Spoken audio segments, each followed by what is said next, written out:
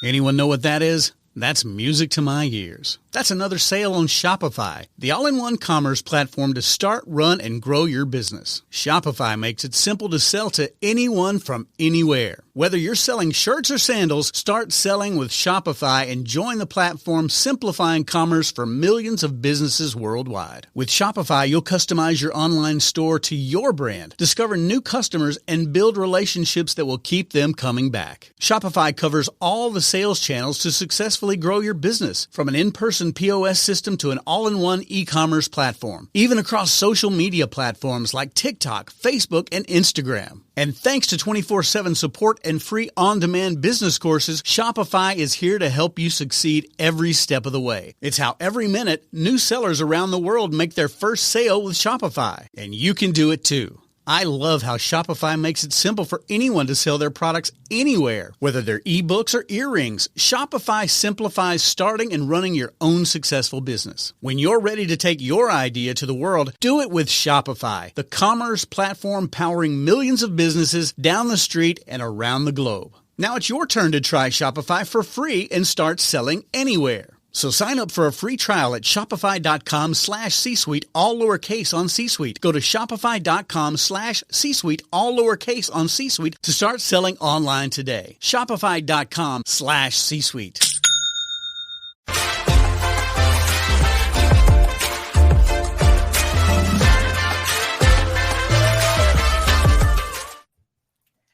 Hello and welcome to this episode of Authentic Achievements, where it's my absolute privilege to be joined by the fabulous Mark S.A. Smith. After a successful career helping bring to market billions of dollars of disruptive technology, Mark now works with Visionmakers to turn market challengers into market leaders. His work with C-suite leaders has determined them to transform their business from a market challenger into a market leader in 3 years or less. And he also has got such a huge passion for people, for humanity, and for authenticity. I'm so looking forward to this conversation. Mark, welcome. Thank you, Kim Adele. I am delighted to be here. Let's shake up the world. Absolutely.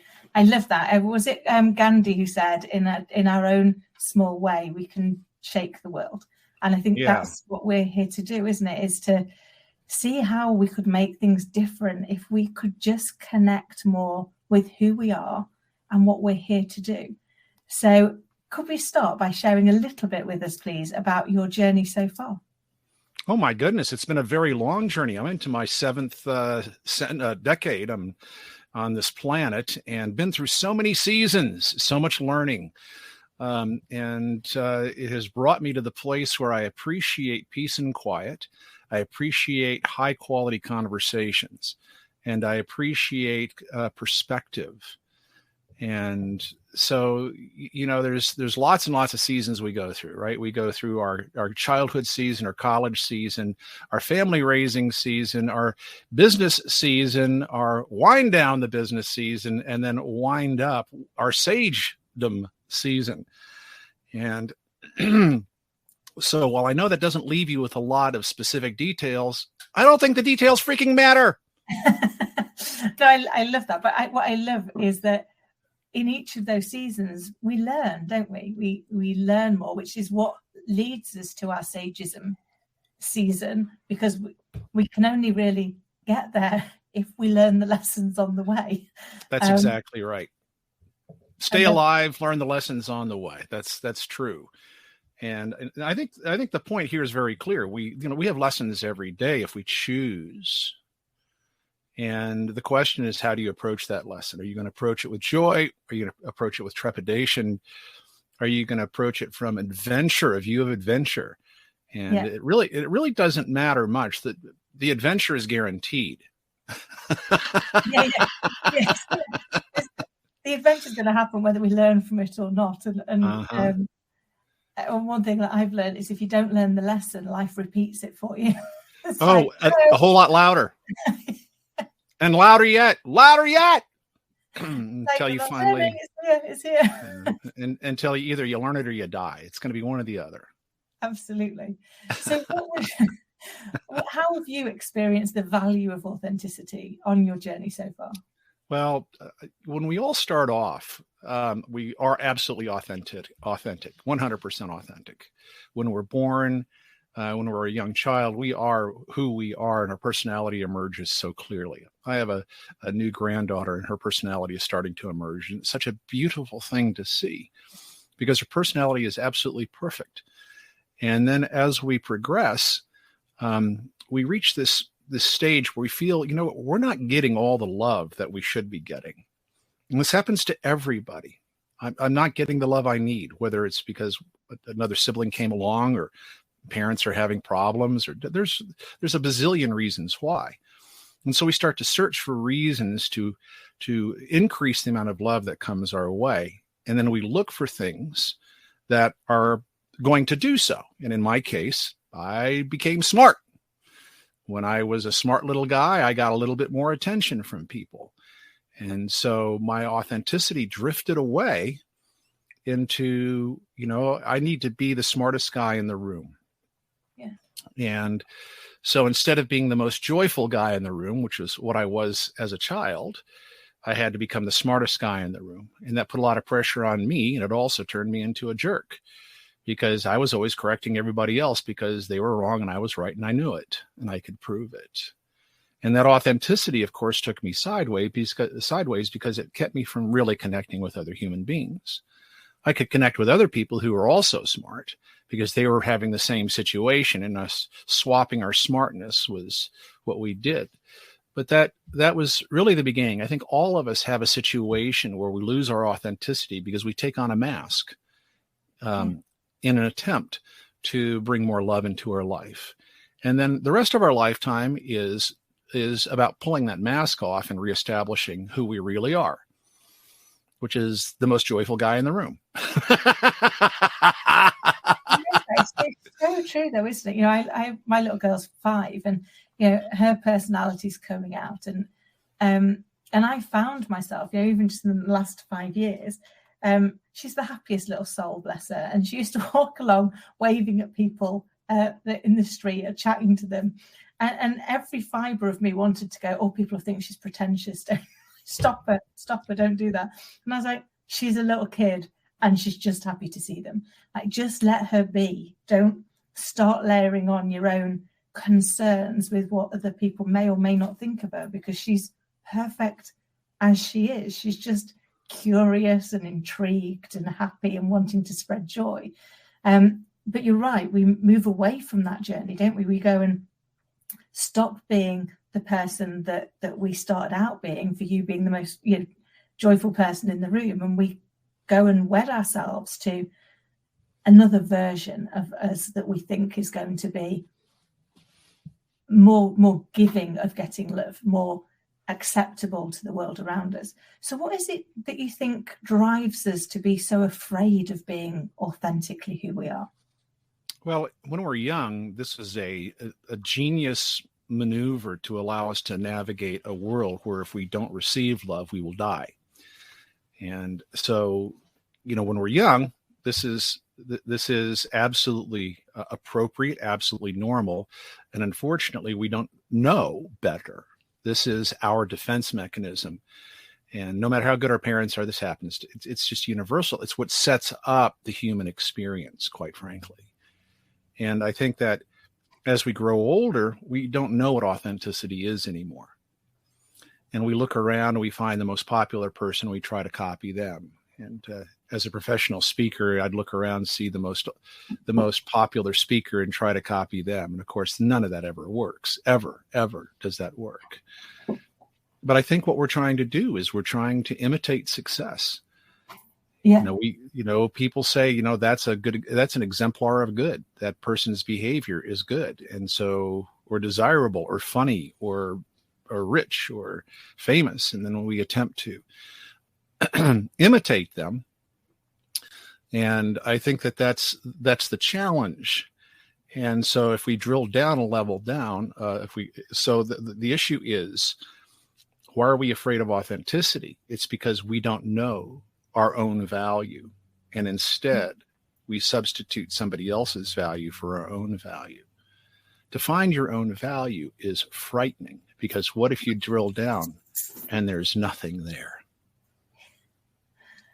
Yes, it's so true, isn't it? Because we all fear irrelevance, that we might not be that good. But I read somewhere, and I can't remember who it was that said this, that said that deep down, it's not our darkness that really scares us, it's our light. It's that we might be really, really good at something, and that's scary because that brings with it responsibility. Because if you're really good at it, your role is to then share that with the world, and that can be a scary place. Sure can. Yeah, I think so. I think another element is that those things that are easy for us, we see as lower value, and those things that are hard for us as higher value. Yet the reality is, between what you find easy and what other people find hard lies your value to the world. Yeah. I love that. I remember somebody sharing with me many years ago. It's like, what you've got to do is find your natural talent. And sometimes your natural talent doesn't feel very talented, does it? I remember. Well, because it's easy. Yeah. Why everybody can do this.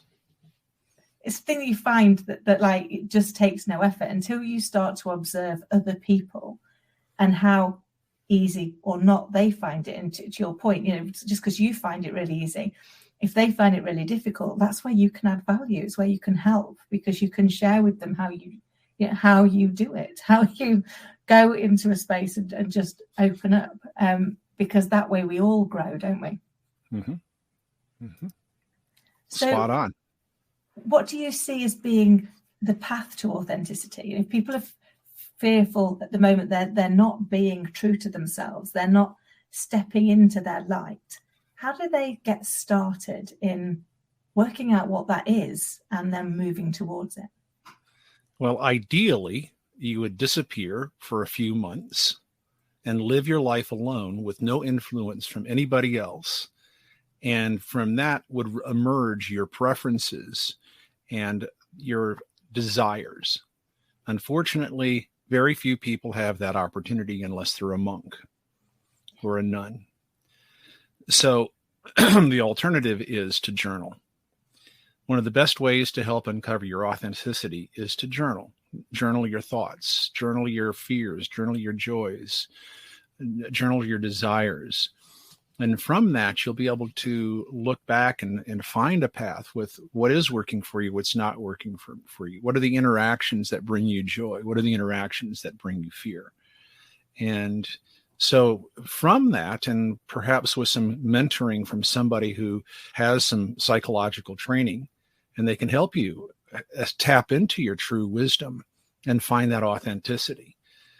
So I think that's a good path. The second thing is, once you identify well, let's actually go back a step further. Mm-hmm. It starts with a determination to be authentic. I am determined to be the person who I truly am without the influence from others that I thought were who I wish to be. And so we have to start with a determination to know the truth about ourselves. And then the journaling is a tool that will help us reveal the truth about ourselves. I love that.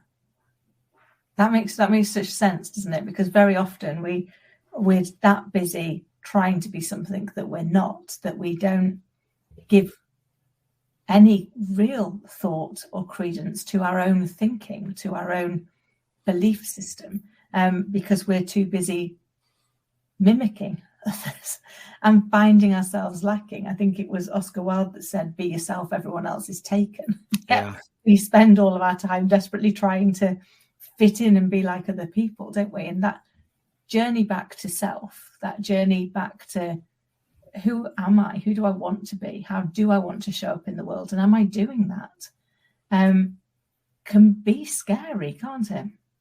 Well, it can be scary because we're afraid that our identity might change or that our relationships might change. And we have relationships with people that right now support our livelihood, whether it's our boss or our customers or our family or our spouse or whoever it happens to be. And what if I change? And what if they don't like that change?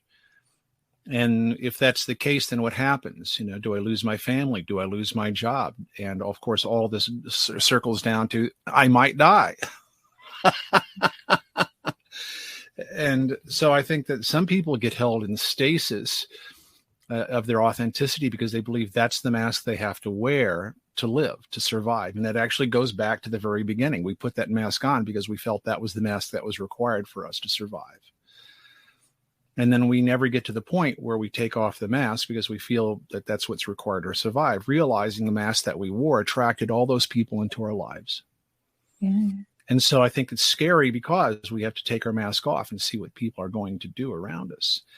And the reality is, yes, you may lose people. Yes, you may need to find a new job. Yes, you may temporarily lose your family. You may permanently lose your family. Who knows? But the question then is, what's most important? Is you living to your full potential most important, or is it you pleasing somebody else that's most important? And I think a lot of people get into this false loop where I want to make my spouse happy because that makes me happy, and my spouse wants to make me happy because it makes them happy. But the problem is that that's a negative feedback loop that just goes absolutely crazy. Or I'm sorry, positive feedback loop that goes absolutely crazy because nobody really knows what pleases anyone. Yeah, because they're both trying to inadvertently. It's like the loop of infinity, isn't it? It's got no beginning and no end. You don't know whether or not you've achieved or you've not achieved because who does? That's right. And that's really the true definition of codependence, is that I need you to make me happy and you need me to make you happy, but we don't know what makes each other happy. We don't even know what makes ourselves happy.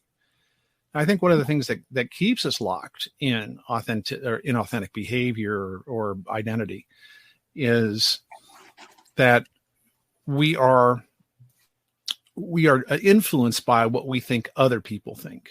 We believe that other people's thoughts about us will make us happy. What other people think about us will make us happy. But the reality is most people's thoughts don't make them happy. That is so true. And that really is true, isn't it? We often almost give up accountability for what we think about something and give it to the other person and say, well, as long as they like me, as long as they like what we've done, as long as they think this is a good thing, then I'll think it's a good thing, even if we're miserable, because it's not really adding anything to us and what we want. That's right. I think my dog has decided to chew something. Well, of course, because that's what dogs do. Your dog is just being authentic. Your dog wants to be with you and chew. The two things that dogs do. Absolutely. And he has decided in his authentic self, which I'm embracing today, that he's decided he's going to meander in and come and sit with us. But that's okay, because that is about us being authentically who we are. But it's right. Moments like this would normally, if I think back a couple of years, they would have filled me with absolute dread, because I would have been like, oh my goodness, it's not perfect. It's not, I haven't got it all right. I haven't ensured that actually he was somewhere where he couldn't get in. Despite the fact if I'd done that, he'd have been barking his head off anyway, instead of going, well, actually, we can just be real and present and authentically who we are. And that's quite a liberating space to get. Once you get to it, isn't it? It can be quite liberating to say, actually, this is just who I am. It means I'm not going to try and be my very best self every day, but I'm going to allow myself to be human. Yes, indeed. And the challenge is that in the past we said this is not perfect and I'm going to be judged for my imperfection, and therefore my value is going to drop, and geez, they may not want to work with me again, and I might die. It all goes down to I might die. That's where all the stuff goes to. I love that. One of the things I used to say to myself, but I still say to myself before I have to make any decision that feels uncomfortable, is what's the worst that can happen and can I live with it? because then you kind of like, I guess you're taking yourself out of that and I might die space. I remember the first time I had to go and get rid of somebody, and I was like, what's the worst that can happen? Well, they're probably not going to kill me. It's not that good a job. So that's not likely to happen. They might punch me in the face. That'd be a bit awful, but I'd survive, but you kind of like talked myself down off the ledge of being able to be comfortable to go and do it is it the right thing to do? Is it the most responsible thing to do? And can I live with any adverse outcome? What advice have you got for anybody to give them the confidence to step into their authentic self? Oh, I think that, first of all, recognizing your authentic self lives the easiest, most joy-filled, most peace-filled life. And so if you're sick and tired of feeling angst, of feeling anxiety, of feeling dread, of being concerned about the future in a negative sense, then you have to ask yourself, is this really worth it? Is all of this negative feeling that makes me feel sick and just chews up all my life energy and joy that I have to anesthetize myself with alcohol and weed and porn or whatever else it is that you're using to distract yourself from your anxiety? Is it worth it? And there will come a point in time where you'll say, this sucks. This waking up every Sunday morning with a hangover just absolutely sucks. And I think I need to do something different. And then that is going to trigger your road to authenticity, where you say, I'm going to clean out all that's not me. Yeah. And so I think it happens when we are fed up with the illusion of the mask. Yeah. And it's about the only way that it can happen. So is it almost like, sorry, it's fascinating. Almost like actually, once what it's costing us is greater than what it's giving us, will make the change, because we get something, don't we, by not taking that path, but by being like somebody else. So, either we can be the victim or we can be right and they can be wrong, but we've always got a payback for whatever we're thinking, which is why often we think it. And it's only, I guess, when the payback becomes significantly lower than the cost that we get uncomfortable enough that it's like, I'm not doing this anymore. I'm not doing this anymore. That's this right. Isn't balanced. This isn't right. I need to do something different, because if I don't, this is going to be it. Yeah. And that's when relationships end. That's when people leave their jobs. That's when people pack up their car and just disappear. It gets to the point where the cost of maintaining the mask is too high.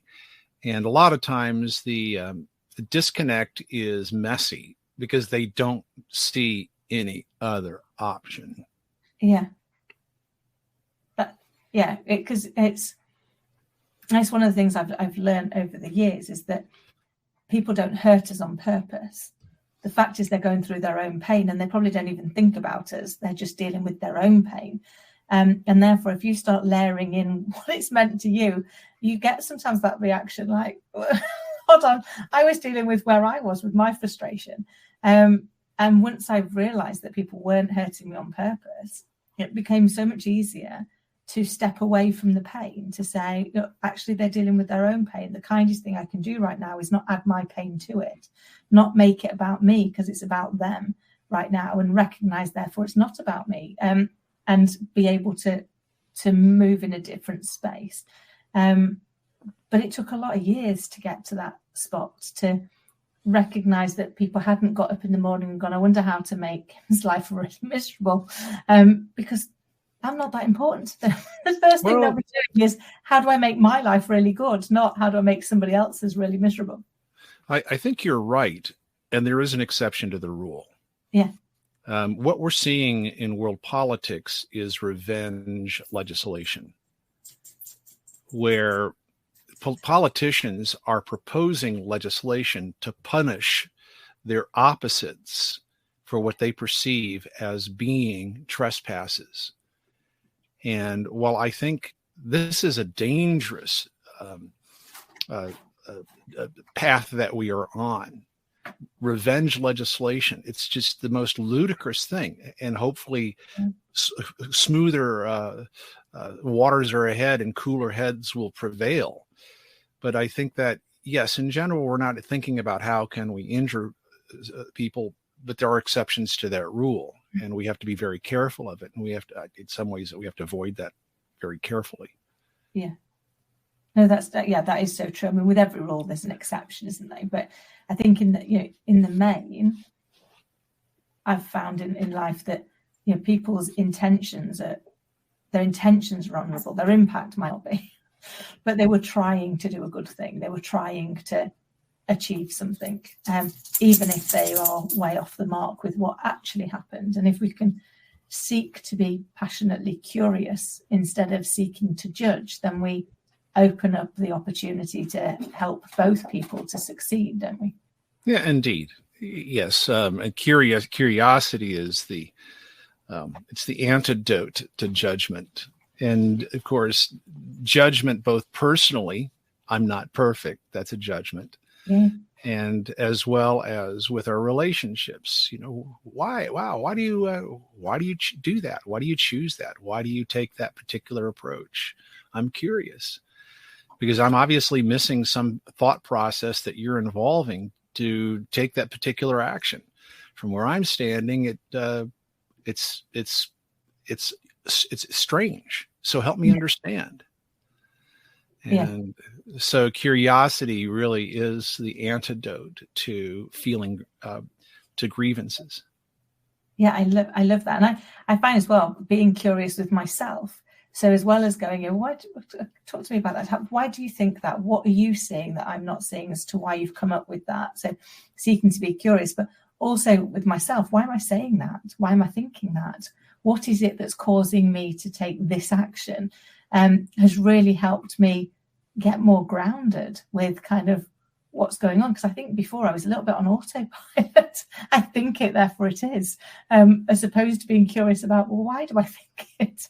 What's causing that? Because that might be the opportunity for me to develop and grow and do something different.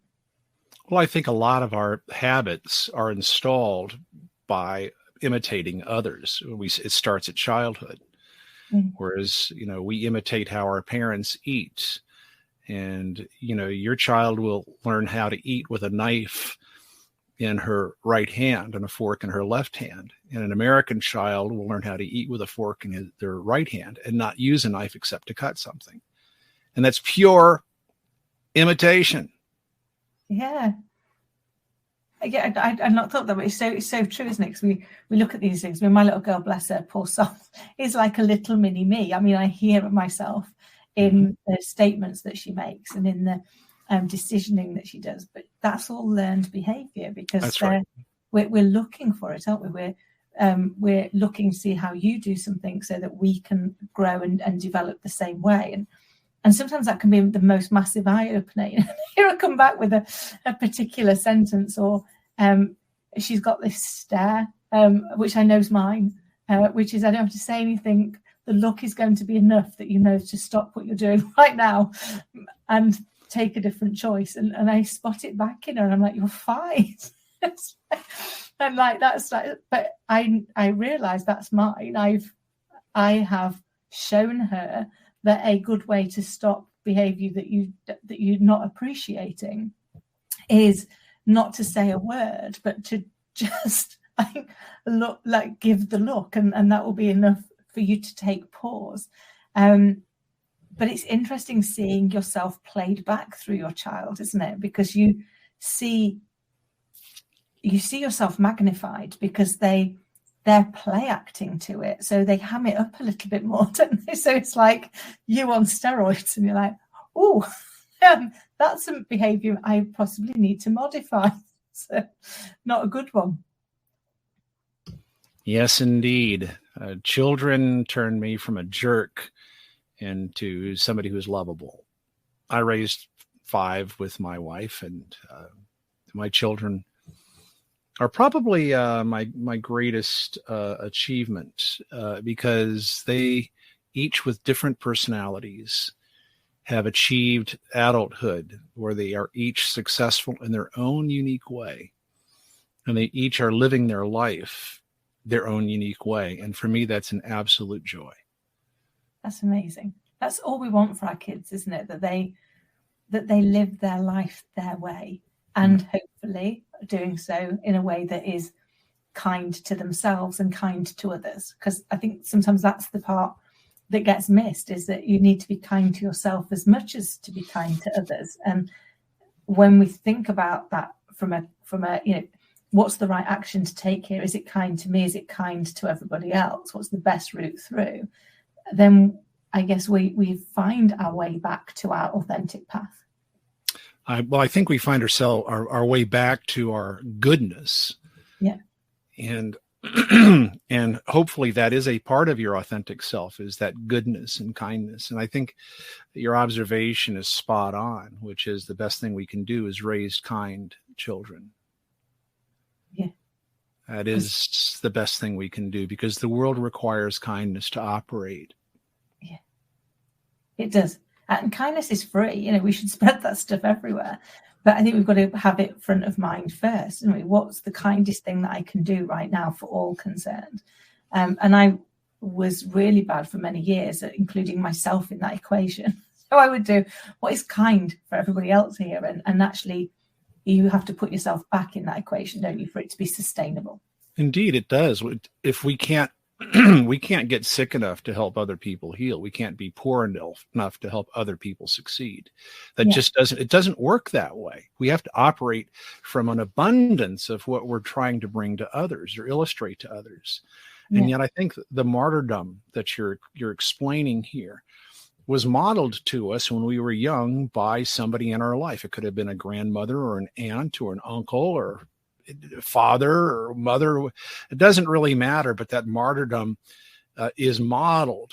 And of course, they were of the idea that self-sacrifice was a holy or desirable thing, which is a commonly taught behavior by those who wish to control others. Yeah.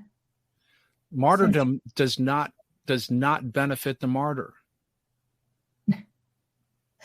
No, it doesn't, and it's not sustainable, is it, Mark? Because you die. Because we've got patience, we're gonna die.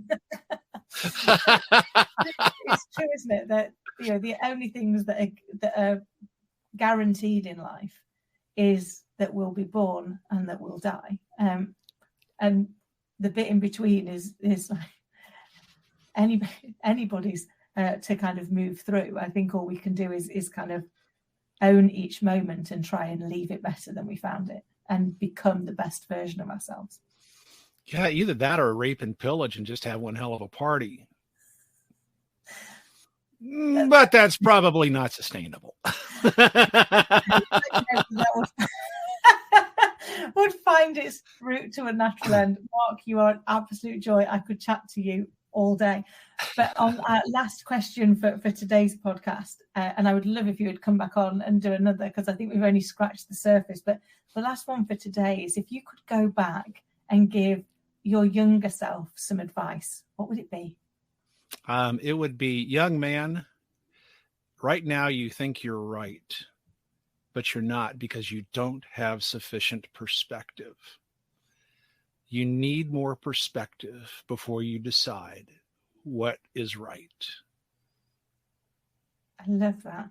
Such great advice. And already I'm thinking for myself of how that's so insightful for things I'm facing and challenging, which is actually, how do you get more perspective? Before we just decide that we know the answer, can we seek to see things from other people's point of view? Because and for every action, there is an equal and opposite reaction. So for everything that is true, the exact opposite could also be true. And how do we get ourselves into that space of being curious enough to find out? Yes, indeed. And So getting out of the need to be right and getting into the need to be curious is how we gain perspective. And perspective can be gained by thought experiments.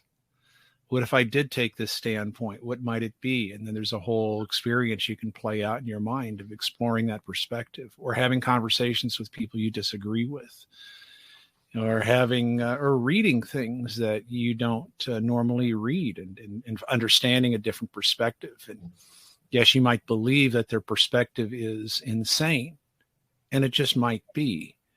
Yet that said, you still need to understand their perspective. Yeah. Oh, I love it. Always, always such a joy. Mark, thank you so much for coming on. How can people get in touch with you? Oh my gosh, why would they want to do that? Because they might die.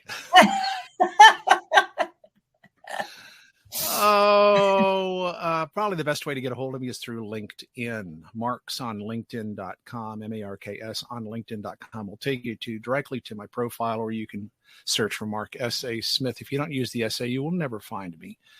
And I'd say, hey, I saw you on the Authentic broadcast, and we'll be glad to connect. And if you'd like, we can put 20 minutes on the calendar and discuss what you got going on. Amazing. Mark, you are a joy to chat to. I'll make sure your details are in the show notes below.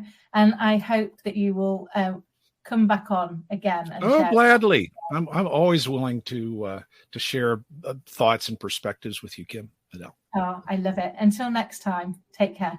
You too. This podcast is a part of the C-Suite Radio Network. For more top business podcasts, visit c-suiteradio.com.